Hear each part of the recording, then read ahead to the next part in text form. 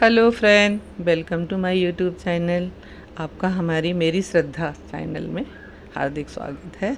तो आइए चलते हैं अब महादेव, जो हमारे देवों को देवो महादेव हैं, बाबा केदारनाथ जी के दर्शन करने के बाद अब हम चलते हैं यहाँ से बद्री विशाल जी के दर्शन के लिए।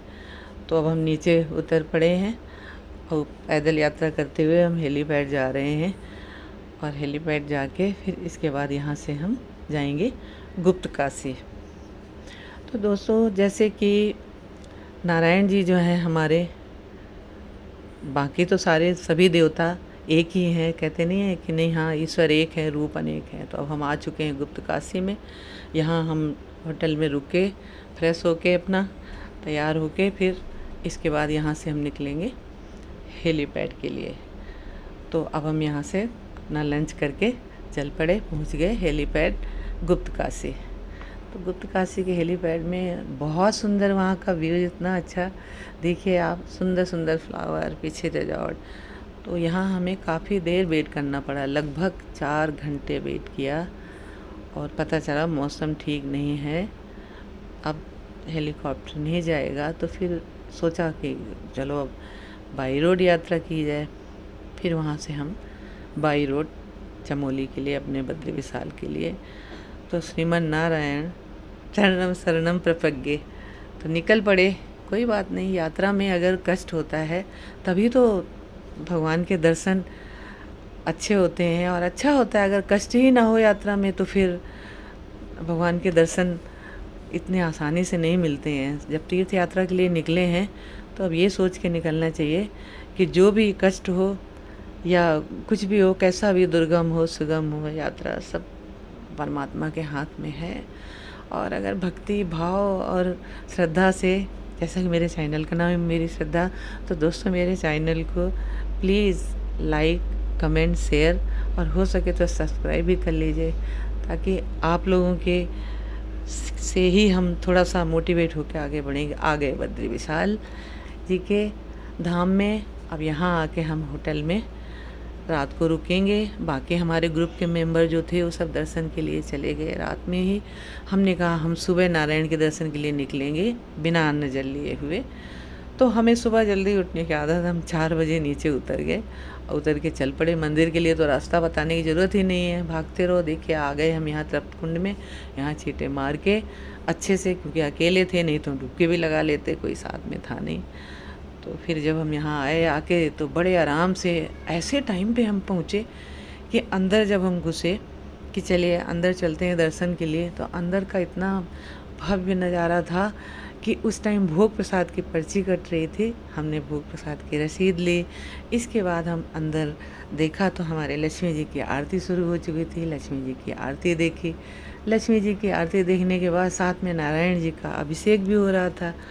तो हमने नारायण जी का अभिषेक और आरती लक्ष्मी जी की दोनों देखने का सौभाग्य मुझे मिला।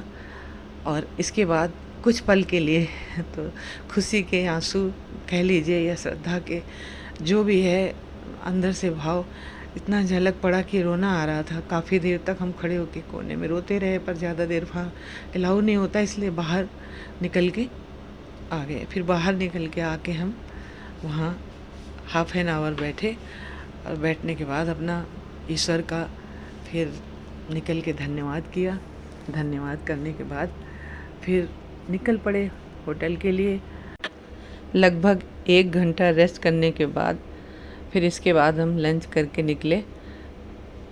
हमने कहा चलो अभी माना गांव चलना है। तो अब हमारी यात्रा माना गांव के लिए शुरू हो गई। अब हम जा रहे हैं माना गांव। देखिए ये माना गांव जो है हमारा चमोली ज़िले में ऐसी जगह स्थित है जहां दोनों तरफ से घिरे हुए हैं पहाड़ से। यहीं पे महाभारत लिखी गई हुई थी। जो हमारे वेद ऋषि व्यास हैं उन्होंने महाभारत लिखी, और यहीं से हमारे 5 पांडव जो हैं स्वर्ग के लिए गए थे। ये इनकी अंतिम यात्रा थी माना गांव में आके। और यहीं पे हमारी, देखिए जहाँ हमारे मन में ये लगन है, भाव है कि जो भी हमें कष्ट मिलेंगे वो हम सब कष्ट सहेंगे, पर डगमगाएंगे नहीं। तो ईश्वर उनके सभी काम संपूर्ण करते हैं। ऐसा नहीं है, बस आस्था होनी चाहिए मन में, भाव होनी चाहिए, लगन होना चाहिए कि नहीं हाँ हमें ऐसे यहाँ जाना है, तो क्यों नहीं जा सकते हैं। हम प्रभु से यही प्रार्थना करेंगे, जो भी हमारे भक्तजन ये वीडियो देख रहे हैं उन सभी लोगों को प्रभु अपने शरण में लाएं, बुलाएं, दर्शन दें और सुरक्षित यात्रा पूरी हो उनकी। ऐसी मेरी शुभकामनाएं हैं। तो आप लोग भी, जो भी हमारे भक्त नहीं गए हो जाएं, तो ये अब ये माना गाँव संपूर्ण ये रास्ता हमने पैदल पार करके इसके बाद पहुंच गए हैं। अब देखिए यहाँ पे जो हमारी नदी बह रही है, सरस्वती नदी है। तो सरस्वती नदी बहुत, ये देखिए पांचों पांडव हमारे आ गए यहीं से स्वर्ग रोहिणी के लिए, ये इनकी अंतिम यात्रा है, ठीक है ना। तो दोस्तों अब ये देखिए सरस्वती मंदिर है, सरस्वती मंदिर के दर्शन किए अच्छे से। इसके बाद जो हमारी सरस्वती नदी हैं ये देखो बह रही हैं कल कल, ये बहुत शोर मचा रही थी। तो हमारे गणेश जी ने इनसे प्रार्थना की कि थोड़ा धीरे बहो, तो पर ये नहीं मानी, कल कल तेज़ बहती रही, तो ये अलकनंदा में जाके विलुप्त हो गई हैं। तो इसीलिए कहते हैं सरस्वती नदी। बाकी नदियों में मिल के जैसे भागीरथी नदी ऊपर से आ रही है गंगोत्री में। अब ये देखिए हम चल पड़े देहरादून के लिए। दोस्तों 4 धाम की यात्रा संपूर्ण हो गई है। बाकी के 3 धाम माँ यमुनोत्री, गंगोत्री और केदारनाथ जी की वीडियो हमने डाल रखी है, जो आप चैनल पे जाके उसे देखिए, उसका लिंक हमने नीचे दिया हुआ है। और आप लोगों का बहुत बहुत धन्यवाद। इसी तरीके से आप जो है हमारे साथ बने रहिए और हमारे चैनल को लाइक करिए, सब्सक्राइब करिए, शेयर और कमेंट करिए। तो क्योंकि बहुत मुश्किल से एक वीडियो बनती है और बहुत कठिनाई है। 4 धाम की यात्रा तो वैसे भी बहुत इतनी आसान नहीं है, है ना दोस्तों। धन्यवाद आप। तो दोस्तों कमेंट में जय बद्री विशाल बद्रीनाथ ज़रूर लिखिएगा, कमेंट ज़रूर करिएगा। आप लोगों का बहुत बहुत फिर से धन्यवाद।